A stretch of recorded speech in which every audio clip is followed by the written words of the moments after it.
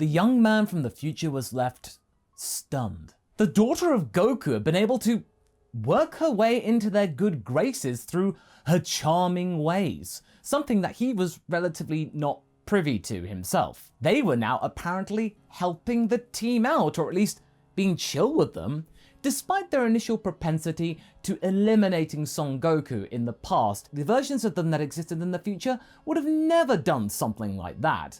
But in this case, the reasoning and rationale of a 10-year-old kid was more convincing. After Piccolo had been told to report to the lookout by Kami about something, and had excused himself from the whole process, Trunks slowly walked over to the androids whilst desperately trying not to let his feelings and instincts cause him to attack them right there on the spot. He had to remind himself they were not the same people. Listen, I find it extremely difficult to believe that you will not betray us in some way. I remember a time when the two of you were absolutely terrifying. You did not spare any effort in your pursuit to bring chaos upon the human race. You put an end to the lives of millions, if not billions of people. You were responsible for the deaths of every single one of those people, and you didn't even think twice about it. This statement threw both of these droids into disarray, causing them to feel very unsettled. Not only due to the fact that this individual appeared to have come from the future, which in of itself was pretty weird, but also due to the idea that they had, in essence, thrown humanity to the wayside. Even though they had a strong aversions to those in positions of authority, and they harbored ill will towards certain individuals, like the Good Doctor, they had no intentions of carrying out the Doctor's orders in full. 18 was the one that first spoke. Kid, I understand why you might be wary, but we faced facts, and we don't want to kill anybody. Right now, all we want to do is just have a chance to live as regular folk for a while. My sis is correct, future boy. We spent far too much time cooped up in those things for us to then suddenly go off on a rampage or something. We just want to blow off some steam, Trunks gripped his sword out of instinct, and get out of here and go watch a movie or something. Jeez, will you calm down? The attention of Trunks was then drawn to Caulifla. Trust them, Trunks. They really mean it. I demonstrated to them that the advice given to them by that old coot over there, it made no sense. And all they were doing was accepting his orders blindly from an authority figure that they had self-imposed. That is something we won't do. Right, Bulma? The scientist nodded. The only thing I'm going to do is take away the directive and give them back their autonomy. They'll have the ability to decide what they want to do with the rest of their lives. Caulifla made her way up to 17 and 18. So, you all set to go? Okay, kid. But would you mind if I asked the scientist lady over there to take care of that pod? It's been on my mind the few times I've been able to get out of my pod and think for once. I can't help but want to know what's in it. The group then turned their attention to the pod, which had been largely ignored up until this point. The dust on it was then brushed off by the engineer, revealing the number 16. This individual must be the person that came before us. Maybe it's possible we got a new friend to hang out with. So yeah, be a doll and give it a look, will ya? Bulma didn't really take kindly to that, but approached it and investigated it further. Well, I suppose it's a possibility. You two first, though, because you're the ones who are moving around. Hey, Kali, could you please take them to the capsule core for me? I prepared the energy beacon for you earlier on to lock into in case of anything dodgy going down. She gave Bulma a small nod, and then motioned for 17 and 18 to hold her hands. After they did so, they were transported to Bulma's factory in West City in an instant. They were gone, whisked away through reality. Both of them were astonished, not only by said accomplishment, but also by the lack of footing that they had, and 17 came dangerously close to falling over on his butt. What exactly did you do? Are you some kind of magician? Said 18 befuddledly. Not exactly, but you could say it's a neat trick. Caulifla laughed at her own joke as she led them over to the chamber of Dr. Briefs for some much needed attention and much needed care. When Piccolo finally arrived at Kami's lookout, the already tense atmosphere became even more tense. The two of them were locked in conversation and at loggerheads over the arrival of another threat that was slowly picking off various towns across the planet. This was of course the first stage of the creature that we know as Cell. Piccolo, who was perplexed as to why he'd been called there, was explained to by Kami that he wanted to sought the advice of his other half, and that it was best for him to go down and deal with it since the others were occupied and busy with the menace of the androids. But actually, it turns out, they'd taken care of it already. Really? How did they manage to pull that off? Well, take a guess. Piccolo smirked. Kami smiled. Oh, please. Don't tell me that Caulifla managed to charm the pants off of them. Got it. Oh, well, that is some rather encouraging news. I required some of that. However, that does not imply that this conflict is resolved. This indicates to me that it is more important than ever to put a stop to all of this in its tracks, and it is for this reason that I need to take action right away. Piccolo then asked in a tone that suggested he was rather dubious about Kami's queries. Well, what can you do? What you did with Nail, Piccolo, obviously. The green guy retorted. What? You mean fusion? Doesn't that imply that the Dragon Balls will suddenly become useless? Maybe. But if we can put a stop to this creature before it claims any more victims, then so be it. It will have been worth it to pay whatever price was necessary, should we have need of it. Namek is able to help us out, of course. The other Namekian grunted in agreement, and then the two of them set about fusing Kami and Piccolo to create Kamicolo. Now, you see everyone, because Piccolo and Nail's fusion is more powerful than it was in the past, because they trained and Nail was no longer on the verge of death, so better resolution and a little bit more training, Kamicolo in this version of events is even stronger than in the original. Not by a big, massive, significant amount, but it's enough to warrant discussion. The sensation that the fusion felt was quite extraordinary. It was as if he had just finished performing the act with Nail, because he felt the same surge of energy that he had had back then. Piccolo, now armed with this newly minted power and zeal, set off in the direction of the last known location that Kami had given him, that Kami had sent Cell at, which was close to Ginger Town.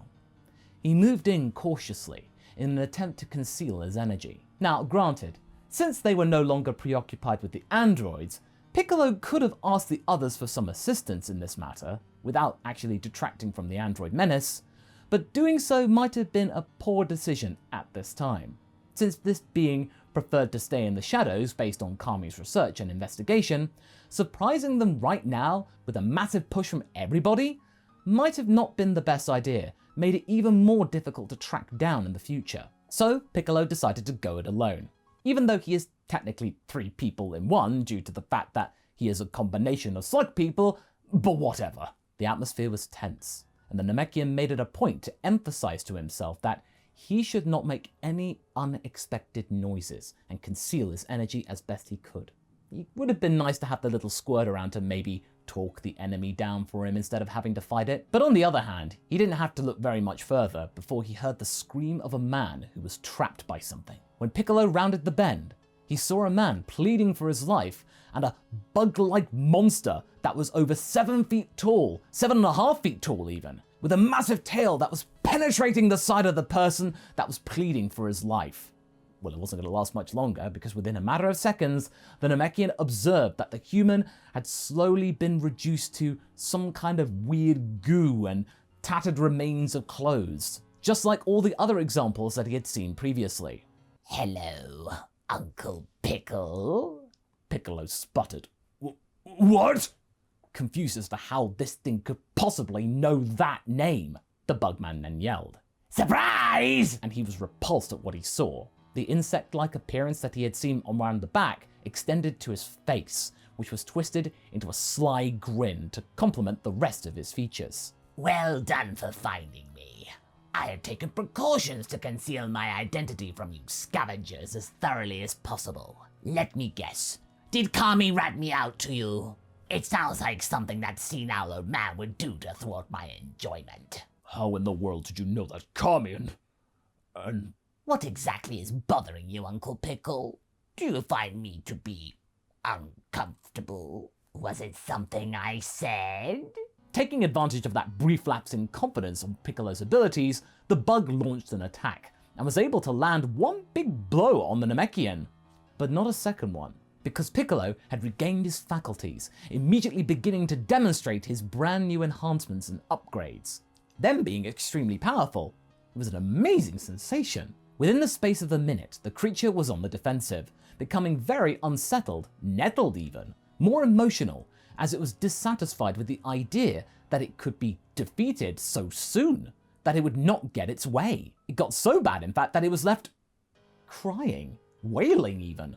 Something that appeared to be a nose was sniffing in an angry manner, as if it were throwing a fit. This isn't fair at all, Uncle Pickle! Why are you cheating? Stop calling me that! He yelled, trying his best not to look at the thing. The fact that it was crying and acting like some kind of spoiled brat was really troubling. Cell was taking even more punishment from Piccolo as a result. He was degenerating into a blubbering wreck in the process. Yeah, please stop it! Ah! I don't understand why you're treating me with so much contempt, Uncle Pickle. If you call me that one more time, I'll remove you from the face of the earth! Now answer me! How did you know that name? What are you? The Bugman's expression changed abruptly, going from one of whimpering to one of smirking. Oh my goodness, there it is! It is abundantly clear that this is upsetting to you, isn't it? You know, I really can't say that I blame you. If you tried to put the shoe on the other foot, well, it wouldn't be comfortable because, well, these. Piccolo was struck by the resemblance between his claw-like appendages and King Cold's feet when the latter made the comparison. Weird. Well, seeing as how I'm not really in a position to put up much of a fight right now, allow me to explain. And so Cell explained his identity, how he was made, how he was created by Dr. Giro, pretty much what he said in the original, and what he was built to do. But it turns out that the most significant difference between that one and this one is to do with the composition of his DNA. Because the entity known as Caulifla played such a significant role in your victories up to this point, the good doctor made her a priority in the process by which I was created. You see, Uncle Pickle, it's not always necessary to be the strongest person in the room to be successful. Her war of words were frequently won. But hey, having more Saiyan DNA backing it up isn't something I'd turn my nose up at. If I had one! Piccolo had heard enough, so he fired his special beam cannon at Cell's body, ripping a hole right through the middle of it. He believed that that would have been enough to silence Cell for good, but was that really the case? Because in a matter of seconds, completely unfazed, the hole started to gradually shrink, healing itself. That's your contribution, Uncle Pickle, and we thank you for it. Piccolo was done, and he was about to charge in and finish off this creature once and for all to ensure that he would be shut up for good, that his mission of absorbing 1718 would never come to fruition. That is until Raditz shows up! He had come over this way to see what all the fuss was about, having picked up on the fact that Piccolo was exerting a lot more energy than what was necessary given the present events, engaging in some form of heightened activity. However, what he saw was not what he had anticipated at all. Cell immediately made his way over to Raditz and greeted him with an enthusiastic embrace, calling him Uncle Radish in the same manner as Piccolo. Raditz came to a complete halt, unable to actually defend. Cell then retreated. Solar flare! They were both rendered visually impaired by the light, and Cell made use of the opportunity to escape. When the light stopped shining, the monster was no longer there. Sorry! I was only concerned for your well-being, Piccolo. After getting a reading on things, though, it's abundantly clear that you had nothing to worry about. What happened to you? Kami fused with me. And yeah, it also means we haven't got any more Dragon Balls. All for a boost in power that we didn't even require? I had no idea that Namekians could be so self-centered. Now what do we do? The Namekian retorted back. I'm thinking, shut up! They continued to argue. Whilst all the while Cell was standing a safe distance away, Cell smiled warmly. Despite the fact that he was a massive bug man with the intention of picking them all off one by one and getting what Dr. Giro had intended, he did have some sort of innate fondness for the two of them, so they would be the last ones to die. In the meantime, after Raditz had separated himself from the rest of the pack, Bulma was busy inspecting the pod that contained 16 and methodically debugging its directive to also kill Goku.